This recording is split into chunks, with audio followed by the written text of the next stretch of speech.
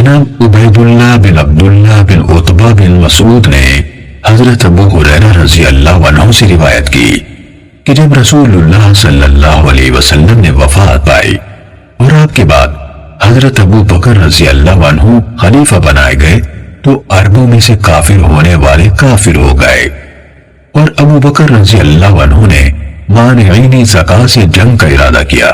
تو حضرت عمر بن خطاب رضی اللہ عنہ نے حضرت ابو بکر رضی اللہ عنہ سے کہا، آپ ان لوگوں سے کیسے جنگ کریں گے جبکہ رسول اللہ صلی اللہ علیہ وسلم فرما چکے ہیں، مجھے حکم دیا گیا ہے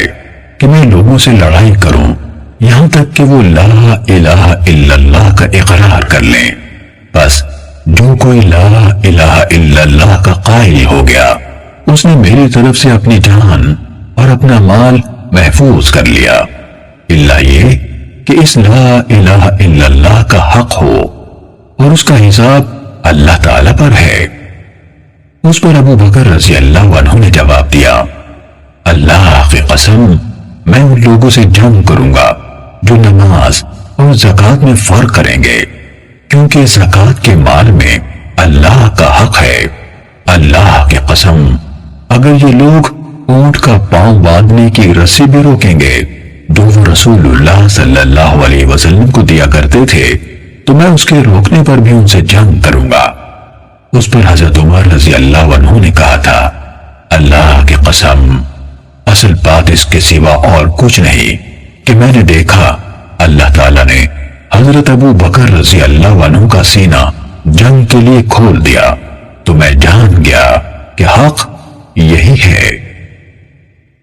صحیح مسلم حدیث نمبر 124۔ سعید بن مسیب نے بیان کیا کہ حضرت ابو ہریرہ رضی اللہ عنہ نے انہیں خبر دی کہ رسول اللہ صلی اللہ علیہ وسلم نے فرمایا، مجھے حکم دیا گیا ہے کہ میں لوگوں سے جنگ کروں یہاں تک کہ وہ لا الہ الا اللہ کے قائل ہو جائیں، چنانچہ جو لا الہ الا اللہ کا قائل ہو گیا اس نے میری طرف سے اپنا مال اور اپنی جان محفوظ کر لی، الا یہ کہ اس اقرار کا حق ہو اور اس شخص کا حساب اللہ کے سپرد ہے۔ صحیح مسلم حدیث نمبر 125۔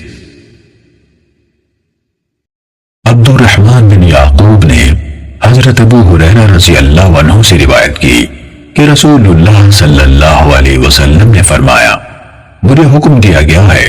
کہ میں لوگوں سے جنگ کروں یہاں تک کہ وہ لا الہ الا اللہ کی شہادت دیں اور مجھ پر اور جو دین میں لے کر آیا ہوں اس پر ایمان لے آئیں، چنانچہ جب وہ ایسا کر لیں تو انہوں نے میری طرف سے اپنی جان و مال کو محفوظ کر لیا، الا یہ کہ اس شہادت کا حق ہو اور ان کا حساب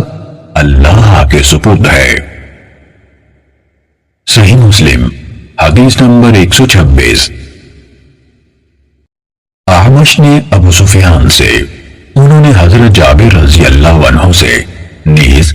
اعمش ہی نے ابو صالح سے اور انہوں نے حضرت ابو ہریرہ رضی اللہ عنہ سے روایت کی، جابر اور ابو ہریرہ رضی اللہ عنہما دونوں نے کہا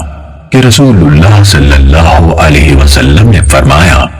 مجھے لوگوں سے جنگ کرنے کا حکم ملا ہے۔ سعید بن مسیب کی حدیث کی طرح جو انہوں نے حضرت ابو ہریرہ رضی اللہ عنہ سے روایت کی ہے۔ صحیح مسلم حدیث نمبر 127۔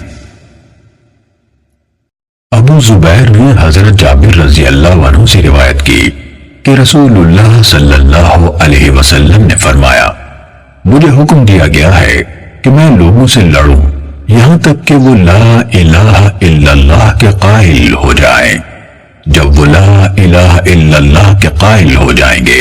تو انہوں نے میری طرف سے اپنے خون اور مال محفوظ کر لیے، الا یہ کہ اس کلمے کا حق کا تقاضا ہو اور ان کا حساب اللہ کے سپرد ہے۔ پھر آپ صلی اللہ علیہ وسلم نے یہ آیت تلاوت فرمائی، آپ تو بس نصیحت کرنے والے ہیں، آپ ان پر زبردستی کرنے والے نہیں ہیں۔